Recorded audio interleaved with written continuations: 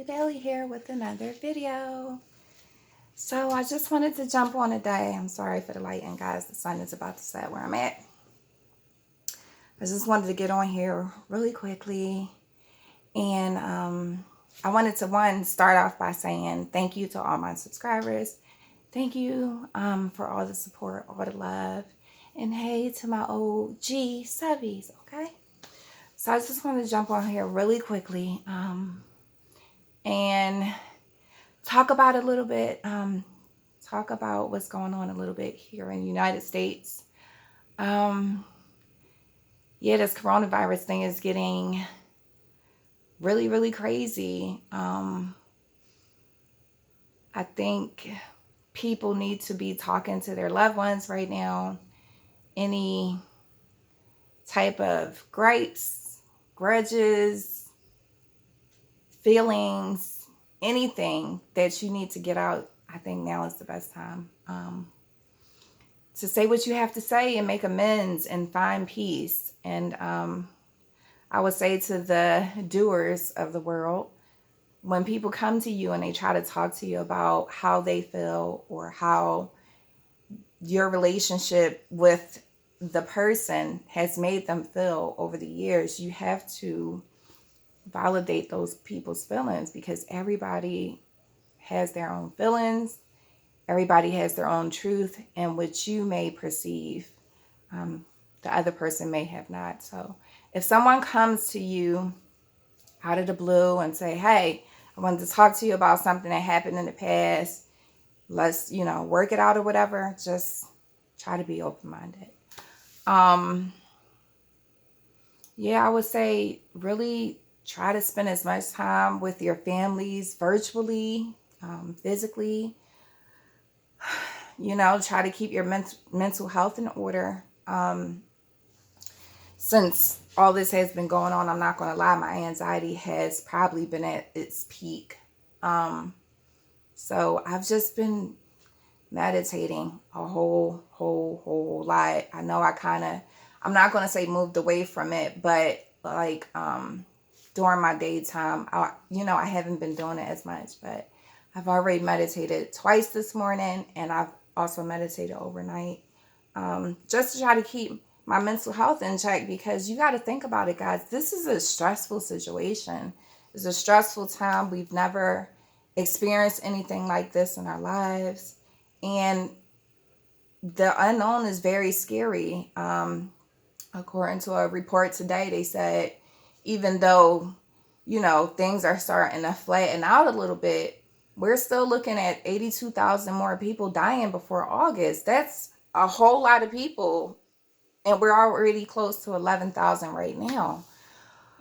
So that's scary. The other thing, like my sleep schedule is all over the place just from the amount of stress. Sorry, guys, I'm trying to, hold on for a minute. I'm trying to pull my blind and see if I can. Hopefully I ain't flashed nobody. I'm sorry if I did. Is that better? Yeah, that's better. A little bit. What was I saying? Oh, the amount of stress. My sleep schedule has been messed up, because that's all I can think about. Like when I'm up at night, that's all that's running through my brain is this whole coronavirus. Because I swear, like every day I wake up, I'm like, is this a dream? Like, is this really real, where people can now no longer shake hands? You know what I'm saying? You can no longer, they're saying that this is our Pearl Harbor week. So going to the grocery store, I didn't even know that this week was so important, or I would have prepared better. I feel like we're not getting enough information fast enough and on time, because like I have zero meat in my house. I may have like steaks in my freezer, but like I had told my family, we're going meatless this week, because I'm not sending anybody to the market. You know what I'm saying? It's just really scary. And even with going to the market, it's like, did somebody call for this produce? Did somebody contaminate it? Was it contaminated before it got here, right? So I'm thinking about that. then I'm thinking about every time I send somebody to the market, I'm like watching them, are you getting a fever? This, that, and other, blah, blah, blah. It's just, I feel like the best thing for us to do, and I'm going to say this again, is just to stop everything. Stop going to work. Stop going to the market. Stop going to fast food restaurants. Not stop going to the market. We got to eat. But no fast food restaurants. That's not essential. Just being outside, period. Just stop all of it. I think everybody needs to be home. This whole stimulus package they created is a bunch of BS. I'm sorry. First and foremost, $1,200 is not enough to do anything. People rent is $1,200. People rent in their car notes together is $1,200. But for people to say, okay, I have a family of 5, what can I really do with $1,200? Nothing, right? So I feel like the only way people will feel comfortable staying home if they know, 1, they have food security, and 2, they're going to be able to pay their bills. If people can pay their bills and they're going to have food security, people will stay home. But if they don't know what they're going to do after this little $1,200 run out, people are going to want to go back to work. They keep talking about, oh, people want to go back to work. People want to go back to work. People want to go back to work. People don't want to go back to work because they don't want to sit in the house. People want to go back to work because they can't afford to sit home and feed their families and pay their bills. So what I think the government should do, instead of giving all these companies all this money, they need to be worrying about the people of the United States, because this is what's going to happen. Once this thing blows over, these companies are going to open back up and they're going to be out of the red like that, right? But what about us? What about the American people? What about the people who come to work and show up every day to help these companies be what they are? What about us, right? So what I think the government should do, I think that they need to, 1, stop bailing these companies out. 2, stop trying to sneak in an underlying war while there's a pandemic going on, okay? The thing with Iran, stop it, okay? This is not the time to be bullying people, bullying other countries. We all need to be coming together, us collectively around the world, because as of right now, we're all struggling with the same thing. Everybody. We're all one. This pandemic has evened the playing field. Money it can't save you. You can be the wealthiest person in the world. That doesn't mean that you won't die from coronavirus. You can be the wealthiest person in the world.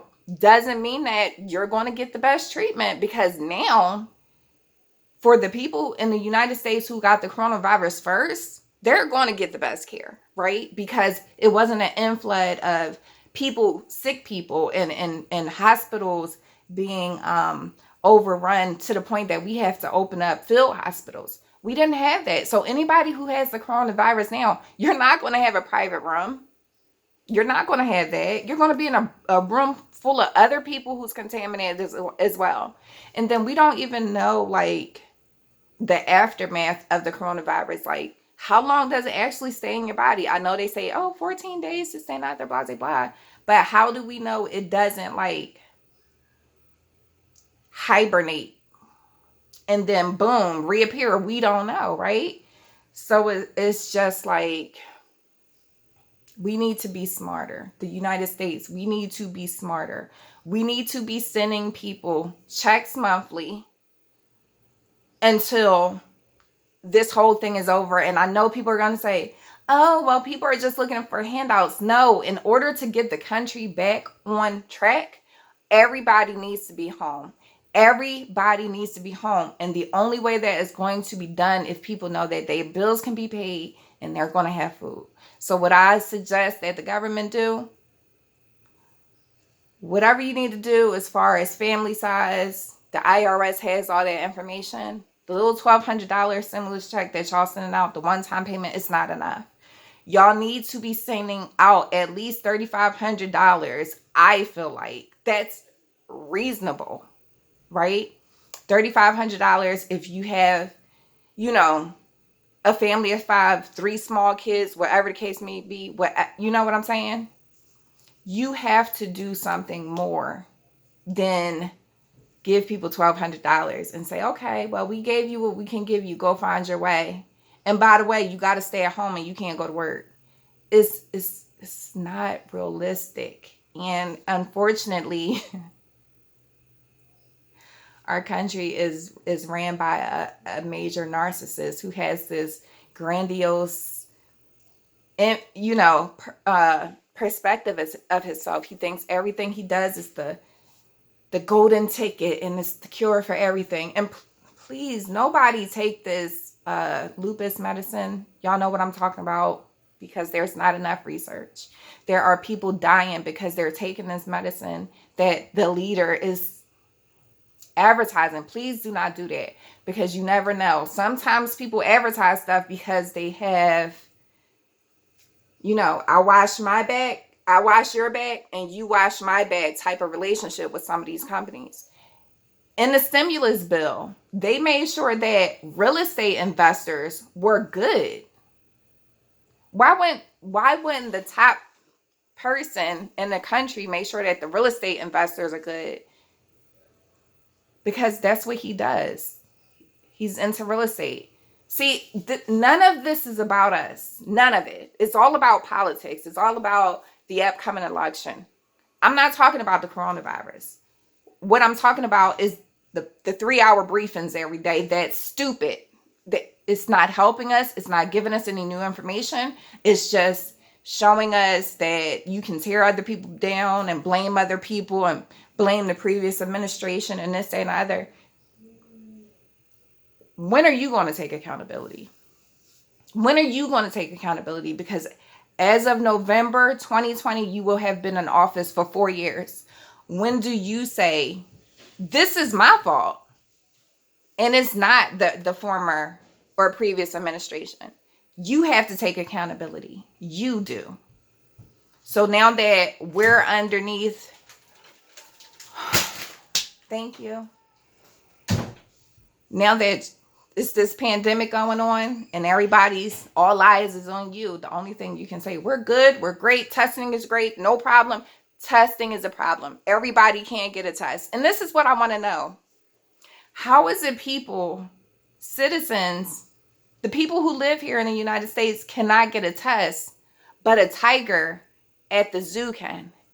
How is that possible? Why is that important right now? We know animals can carry it. We know that.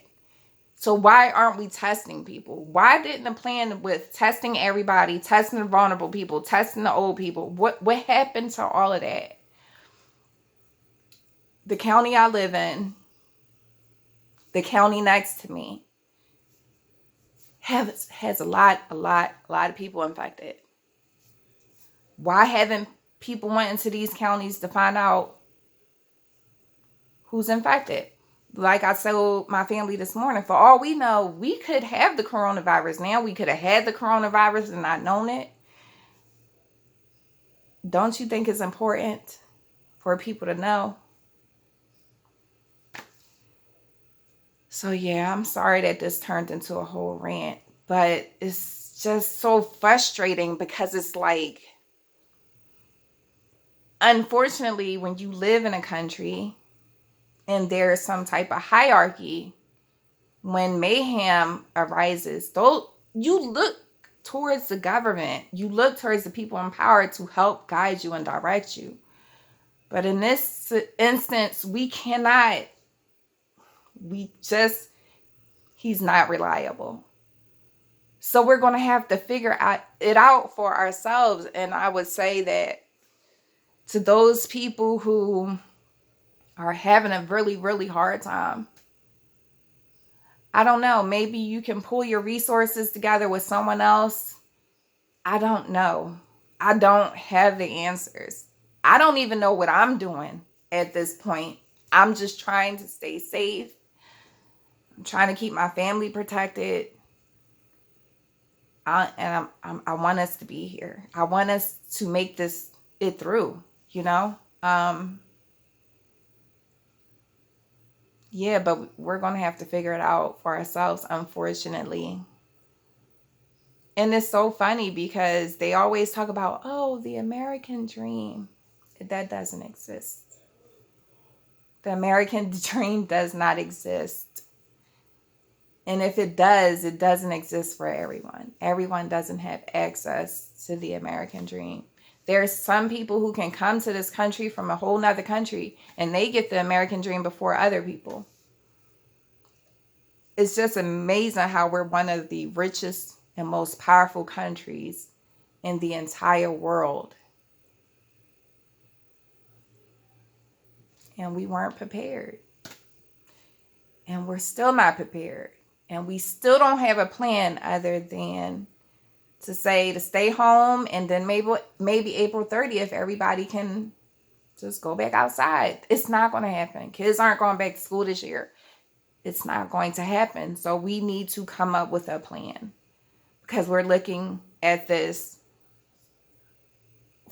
for a long time. And they're talking about a second wave. So if we're not prepared now, when are we going to get prepared?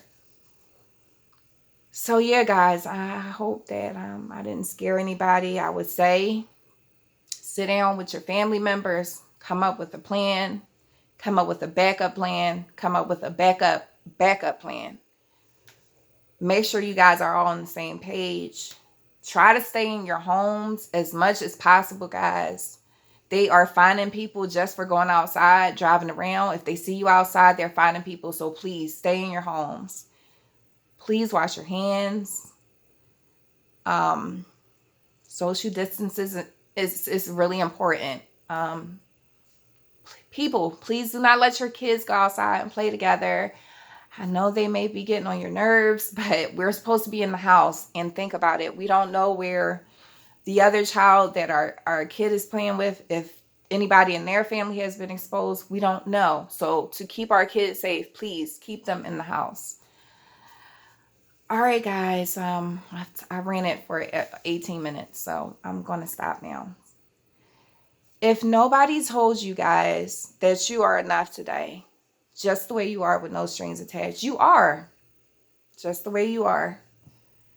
And if nobody told you that they love you today, I love you. So until next time, guys, peace, love, and blessings. Until the next one, guys, stay safe.